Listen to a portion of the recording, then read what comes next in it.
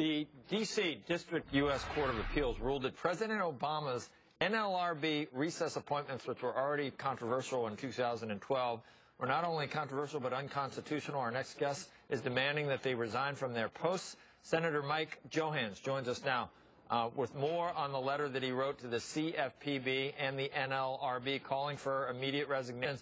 Senator, did you get an answer? I have not gotten an answer yet. I hope I do, and I hope they do step down. What is the likelihood that it's appealed to the Supreme Court? You know, I do think there's a likelihood, although the risk that the president has at this point is if he appeals, can the decision get worse? And that's always a debate that goes on. But the end result here is it's almost redundant to ask them to resign because they're there illegally. The court said so.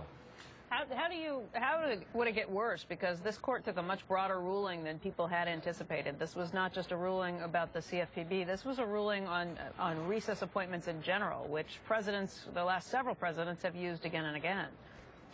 Yeah, the concern they have to have at this point is whether they now take the next step, which is to say that all of their actions are void.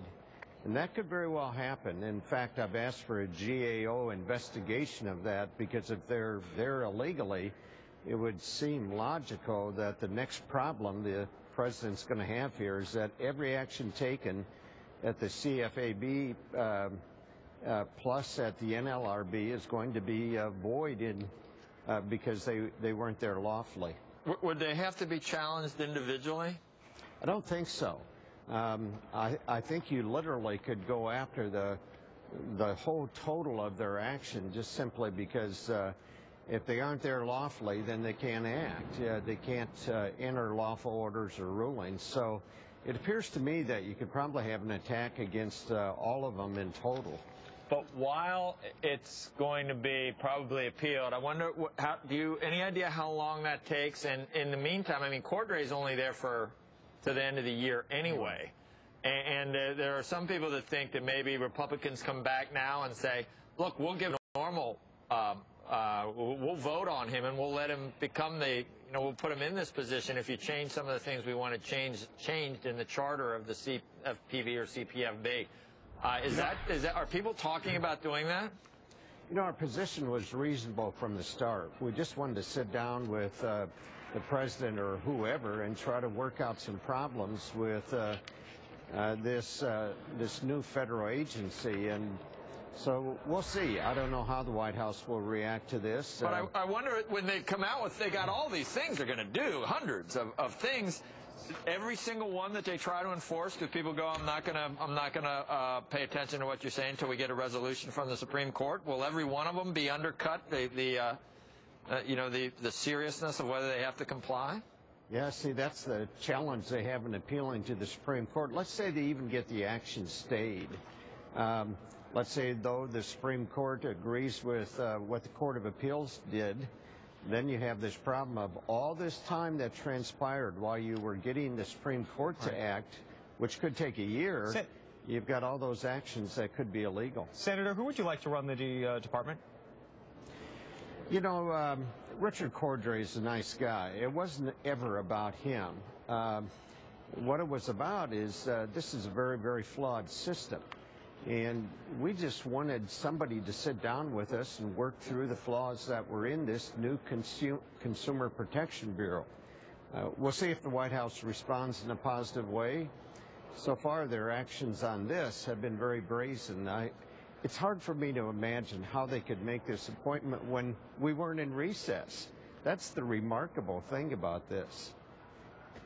I just wonder, you know, I rarely mention the New York Times, but I do need to know what they're thinking. They called it the appeals court sides with the chicanery of the Republicans, and they're calling, having a sort of a skeleton staff there doing a couple of things and saying you're not in recess is just a trick to disallow the president to make appointments, recess appointments. In all due respect to the New York Times, I just suggest that they read the Constitution. It's pretty clear on this. And that was written so long ago, Senator. I don't know. I mean, they were riding around. They didn't even have cars back then. I mean, you really think we got to pay attention to all that stuff? These guys. Yeah, I sure do. I sure do. They had muskets. Yeah, Senator, I sure do. I'm not going to disagree with the view that well, you follow the procedures and the Constitution, but is there an argument to be made that you're holding this department hostage? No, there's not. You know, there's a way of going about this, and the Constitution recognizes that way. It can be inconvenient working with Congress. I was in the cabinet at one time, and it can be inconvenient, and it can be irritating.